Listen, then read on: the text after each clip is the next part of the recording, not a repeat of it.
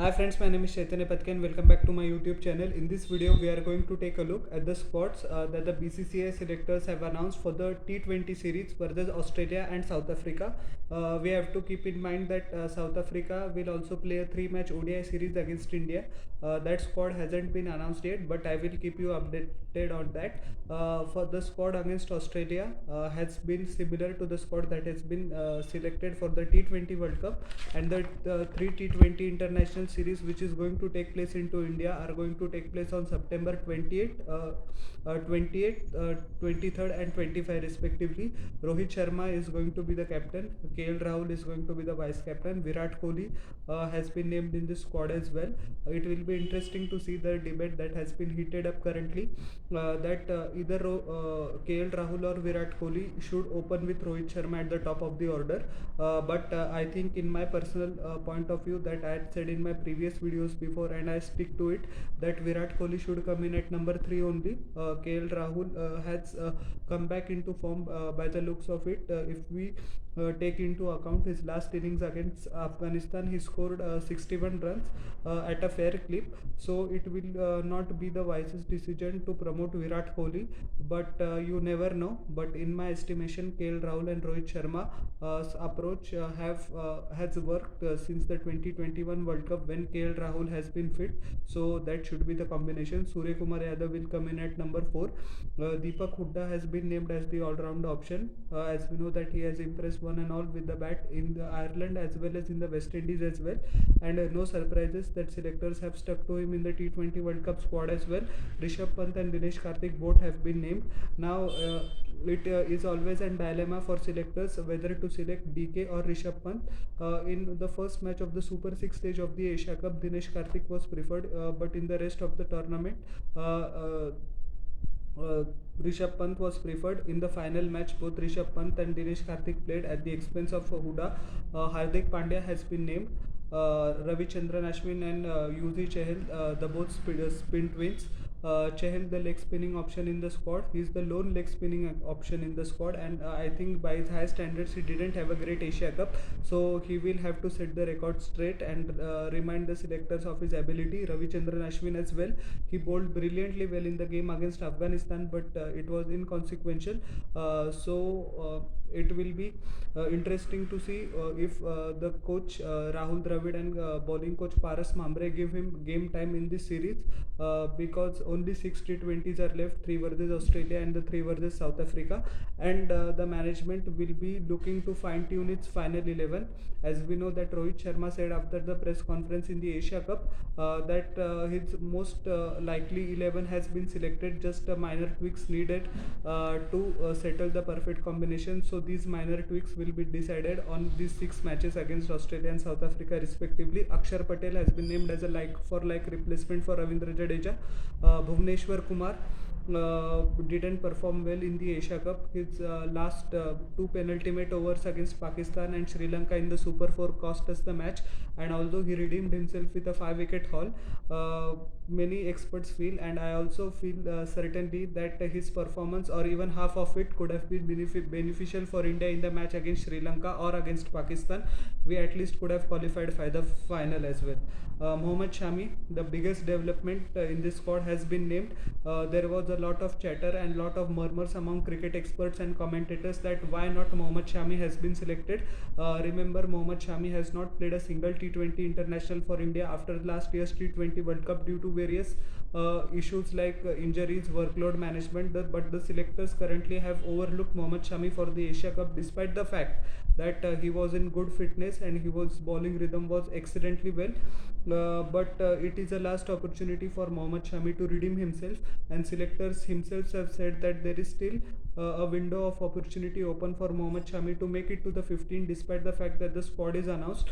If there is some late injury to some bowler, Mohammad Shami has been named as a standby as well. But the selector, on the condition of anonymity, said that there are conditions apply. As we know that Mohammad Shami bowls wonderfully well in the power play, and he has the ability to nail the Yorkers as well. But if you observe his career, particularly in the IPL, when he is taken for a hit, he leaks lots of runs that is detrimental to sides. Um, confidence as well, and a lot of runs are leaked by him in the latter part of the final over, which shifts the momentum to the opposition team. And sometimes there have also been cases that he has run through the top order but unable to finish the lower order, that has costed his franchise in the IPL. So those were the only reasons I could think of that Mohammad Shami wasn't selected by the Indian selectors. But now he has a chance to prove his class, to show his opportunity, and knock on the door hard once again for the T20 World Cup squad. Harshal Patel has been named, as we know that he missed the Asia Cup due to a side strain. He is already in bowling form, and I think the team management should give him all at least 4 games, not all the games, but at least 4 games to prove his fitness, because in the middle overs where batsmen look to attack the particular team, now many people have realized their weakness, that most batting sides, their weakness lies in the middle overs between 7 and 15. They are unable to accelerate, and the coaches of respective teams are making a particular effort to improve in that aspect. And that's where Harshal Patel comes in. As we know that he has bowled wonderfully well for the RCB for the last 2 seasons. Slower balls, cutters, bouncers, yorkers, variation, he has everything. And yes, his fitness is going to be very essential for us in the T20 World Cup. Deepak Chahar has been named as well.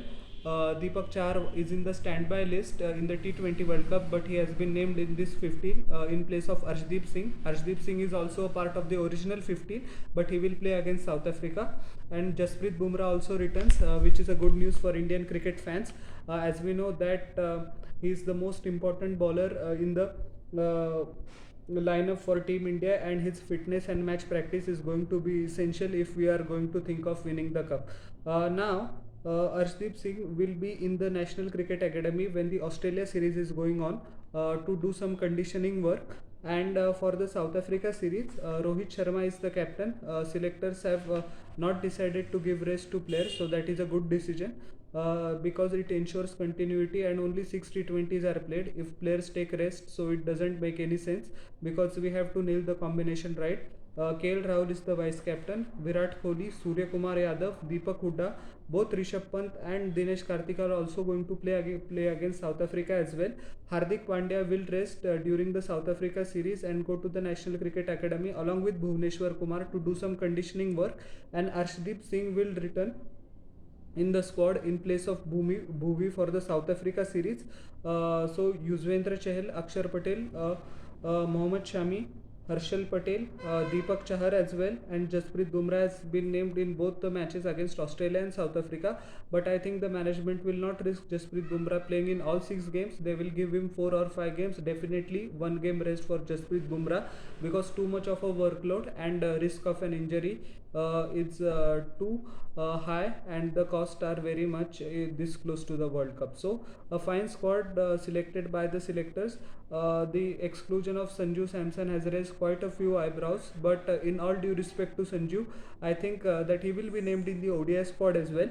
And if Sanju is being honest to himself, his captaincy skills were wonderful, his game awareness was wonderful for Rajasthan Royals in this season, but he unfortunately failed to set the stage alight with the bat.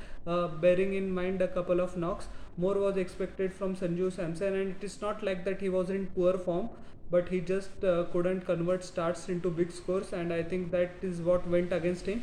He is going to be a member of the ODI series, but with all due respect, that is a scant consolation for him. So he has to work on his consistency. We know that his fitness is up to the mark as well, but the problem of not converting early starts, that is the 30s and 40s, to big 50s, 60s, 70s, or maybe more in the T20, has just cost his place in the T20 side. And the selectors are right in selecting Dinesh Karthik, because despite the fact that his age, he has still shown the required commitment, and the management has given specific role to him which he fulfills time more often than not. And Rishabh Pant on his day can singularly win the match for Team India. So I think the selectors took a hard decision. According to reports, they didn't even mention Sanju's name, but Okay, it's fine. It's cricket. We have a lot of competition for places, and not everyone can be selected. So Sanju has to take this decision with a pinch of salt, and I'm sure he will work tremendously hard and show his talent in the T20 format in the coming days. So, how did you like my analysis of the squad against Australia and South Africa? Please tell in the comment section below, and don't forget to like, share, and subscribe to my YouTube channel and press the bell icon for further notifications. We'll meet in the next video. Until everyone, take care, bye, and once again humbly requesting, please subscribe.